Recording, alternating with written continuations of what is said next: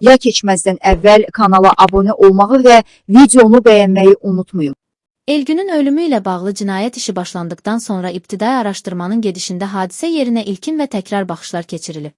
Mərhumun meyiti xarici və daxili müayinələrdən keçirilib. Mərhumun meyitindən, o cümlədən hadisə yerindən müəyyən nümunələr götürülüb. Həmin nümunələr üzrə çoxsaylı ekspertizalar təyin edilərək aidiyyəti üzrə göndərilmişdi.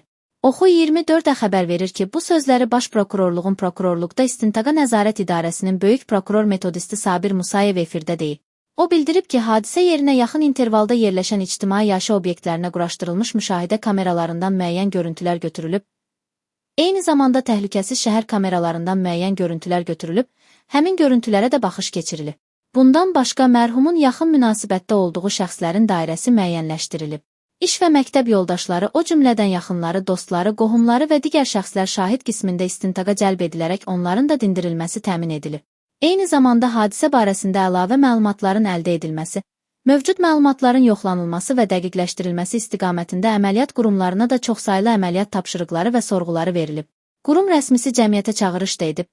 Biz buradan da açıq çağırış edirik, kiminsə əsaslı versiyası varsa, çəkinmədən prokurorluğa müraciət edib həmin versiyanı və onun əsaslandığı sənədləri, dəlilləri, sübutları təqdim edə bilər.